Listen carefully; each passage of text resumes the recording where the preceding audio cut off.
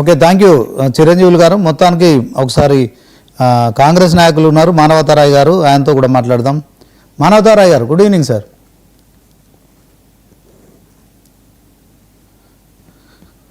Good evening అండి, చెప్పండి. Okay, మరొక ఆత్మాహుతి జరిగింది. సాయి ఈశ్వరాచారి ఆత్మాహుతి విషయంలో కాంగ్రెస్ బీజేపీ ఇది కలిసి ఆ పార్టీల ప్రేరేపిత హత్యగా కూడా మరి బీసీ సంఘం నాయకులు జాజుల శ్రీనివాస్ గౌడ్ ఆరోపిస్తున్నారు కాసేపటి క్రితమే మరి ఒక ప్రకటనలో. దీన్ని ఎట్లా చూడొచ్చు అంటూ? చనిపోవటం బాధాకరం.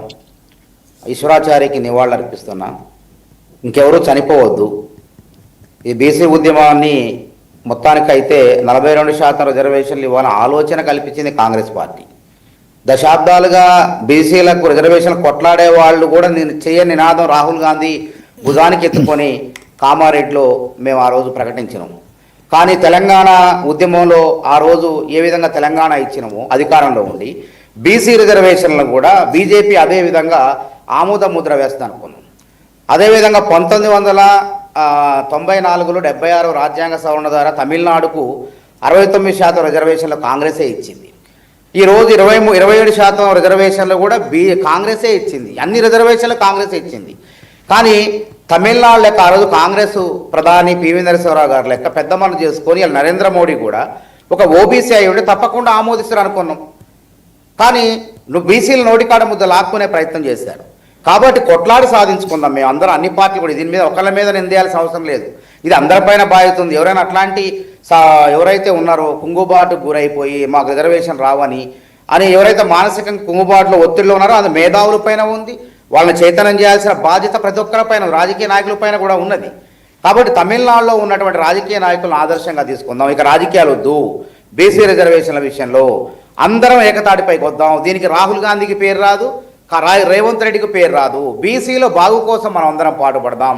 ఇన్ని సంవత్సరాలుగా బీసీలు అన్యాయానికి గురయ్యారు. ఇప్పుడు ఆలోచన కల్పించింది కాంగ్రెస్ పార్టీ. శత విధాల ప్రయత్నం చేసింది. పంచాయతీ ఎన్నికల్లో అమలు చేద్దాం అనుకుంటే నిధులన్నీ కూడా వెనక్కి పోతున్నాయి. అసలే ఆర్థిక విధ్వంసంతో రాష్ట్రం అతలాకుతలం అవుతుంటే దాన్ని గాల్లో పెట్టేందుకు రేవంత్ రెడ్డి ఒక గజీతగాడు లెక్క శ్రమిస్తాడు. ఈ నేపథ్యంలో పంచాయతీ నిధులు కావాలని చెప్పి పార్టీ పరంగా ఇవ్వాలని చెప్పేసి గ్రామ పంచాయతీల్లో కూడా బీసీల వాటా ఉండాలని చెప్పి పార్టీ పరంగా వేరే వ్యక్తులు కూడా నిల్చోకుండా మేము ఈ ఎన్నికల ప్రక్రియను పూర్తి చేస్తాం. ఇప్పుడు 4336 పంచాయతీలో ఎన్నికలు జరగబోతున్నాయి. అందులో 359 ఏకగ్రీవాలు కూడా అయిపోయినాయి. కాబట్టి ఇట్లాంటి తరుణంలో భావోద్వేగాలు అనేవి ఉంటాయి. ఈ భావోద్వేగాలను ఎవరైతే లోనవుతున్నారో వాళ్ళను గుర్తించాల్సిన బాధ్యత బీసీ సంఘాలు జాగుల శ్రీనివాస్ గౌడ్ పైన ఉన్నది, అందరిపైన ఉన్నది, మనందరిపైన ఉన్నది. కాబట్టి ఆత్మహత్యలతో పరిష్కారం కాదు. ఇది తెలంగాణ ఉద్యమం కాదు, బీసీ ఉద్యమం. దయచేసి గుర్తుపెట్టుకోండి. కొంచెం కష్టపడితే ప్రభుత్వాలని కదిలిస్తే వచ్చేటువంటి రిజర్వేషన్లు. ఇది తెలంగాణ పోరాటం ఎన్నో ఏళ్ళు పెట్టింది. అట్లాంటిది రాహుల్ గాంధీ గారు కల్పించిన ఆలోచన అసలు కాంగ్రెస్ ప్రభుత్వమే కదా. ఆర్ కృష్ణయ్య గారు కొట్లాయండి అంతకుముందు. ఉత్తగా ఆయన పార్లమెంటు వైపు చూపు. మేము యూనివర్సిటీలో ఉన్నాం. ఇప్పుడు ఎవరైనా మేధావులు ఎవరు కూడా ఆర్ కృష్ణయ్య గారు మొదలుపెట్టముందు ఎవరు మొదలుపెట్టారు? వాళ్ళ ఉద్యోగాలు వాళ్ళు చేసుకున్నారు, వాళ్ళ సంపాదన వాళ్ళు చూసుకున్నారు. తీరా అయిపోయిన తర్వాత ఇప్పుడు కూర్చొని రిజర్వేషన్లు అంటున్నారు. ఈ రెచ్చగొట్టే పనులు చేయకండి దయచేసి. ఎవరిని నిందించకండి. మీరు సంపాదించుకున్నారు, మీ వయసు అయిపోయింది. రేపటి తరం కోసం మనం చేద్దాం, కొట్లాడదాం. దానికి కాంగ్రెస్ పార్టీ ఏ విధంగా సహకరించాలో ఆ విధంగా సహకరిస్తాం. కాబట్టి దయచేసి ఒకళ్ళ మీద నిందలేయటం వల్ల ప్రయోజనం లేదు. మేమేమంటున్నాం, ఇప్పుడు నిజంగా పోరాటం ఎక్కడ చేయాలండి? ఎక్కడ నొక్కుంటే అక్కడ లేపనం రాయాలి. ఇవాళ ఆ రోజు తెలంగాణ ఉద్యమంలో సోనియా గాంధీని దూషించారు, మన్మోహన్ సింగ్ని దూషించారు, కేంద్ర ప్రభుత్వాన్ని నిందించారు మనందరం కూడా. మరి ఈరోజు ఎందుకు నరేంద్ర మోడీని మనం దూషించలేకపోతాను, గట్టిగా నిలదీయలేకపోతాను? ఇక్కడ చేసే అన్నం పెట్టే చేతినే సున్నం పెట్టే ప్రయత్నం చేస్తున్నారు. కాంగ్రెస్ ప్రభుత్వమే న్యాయం చేయాలని చూస్తే కాంగ్రెస్ ప్రభుత్వం మీదే బండలేయటం ఎంతవరకు న్యాయం చెప్పండి, ఆలోచన చేయండి. నరేంద్ర మోడీ బీజేపీ ఏమన్నా వాళ్ళని ప్రశ్నిస్తున్నారా? అసలు ఆర్ కృష్ణయ్య గారిని ప్రశ్నిస్తున్నారా? మీరు బీజేపీలో ఉండి ఒక కులాన సంఘ నాయకుడు, మీరు బీజేపీలో ఉండి రిజర్వేషన్లు ఎందుకు మీ పార్టీలో కదిలించలేకపోతున్నారని చెప్పి ప్రశ్నించలేదా? అట్లా ప్రశ్నించరు. కాంగ్రెస్ అన్నీ ఇచ్చే కాంగ్రెస్ మీద రాళ్ళేస్తా అంటే కాచిన చెట్టుకి రాళ్ళ దెబ్బలన్నట్టు. ఇంతమందికి ఈ దేశంలో రిజర్వేషన్లు ఇచ్చింది కాంగ్రెసే, లంబాడీలకు రిజర్వేషన్లు ఇచ్చింది కాంగ్రెసే, వర్గీకరణ చేసింది కాంగ్రెసే, అన్ని వర్గాలకు రిజర్వేషన్ ఇచ్చిన కాంగ్రెస్. ఈ 40 చట్టసభల్లో కూడా అంటే స్థానిక సంస్థల్లో విద్యా ఉద్యోగాలు రిజర్వేషన్లు ఇద్దామని ప్రయత్నం చేస్తే అడ్డుపడింది కళ్ళారా కేంద్రంలో అధికారంలో ఉండేది బీజేపీ. దాన్ని నిందించకుండా కాంగ్రెస్ పార్టీని నిందించడం మంచిది కాదు. సరే, ఒకళ్ళ మీద నిందేయటం కాదు, అందరం కూడా ఏకతాటిపైకి రావాలి ఈ అంశం పైన. ఇంకెవరు చనిపోకూడదు. ఈశ్వరాచారి లాంటి బలిదానాలు మళ్ళీ కావద్దు. దయచేసి బీసీలో ఉన్న యువతకు, పెద్దలకు మేము చేతులెత్తి మొక్కుతున్నాం. దయచేసి మేము కొట్లాడతాం కాంగ్రెస్ పార్టీ తరఫున. మీరందరూ కూడా సహకరించండి. ఒకళ్ళ మీద ఒకళ్ళు నిందలు వేసుకోవడం వల్ల ప్రయోజనం లేదు. ఇది ఆధిపత్యం కాదు. ఎవరికి వాళ్ళ పేరు రావాలి. బీసీ సంఘాల్లో కూడా 100 సంఘాలు మాకు పేరు రావాలి, మాకు పేరు రావాలి. ఇంకో ఆయన పార్టీ పెట్టిన ఆయన మాకు పేరు రావాలి, మాకు పేరు రావాలి. మీకు పేరు కాదండి, పేరు ముఖ్యం కాదండి. రాజ్యాంగబద్ధమైనటువంటి రిజర్వేషన్లు ముఖ్యం.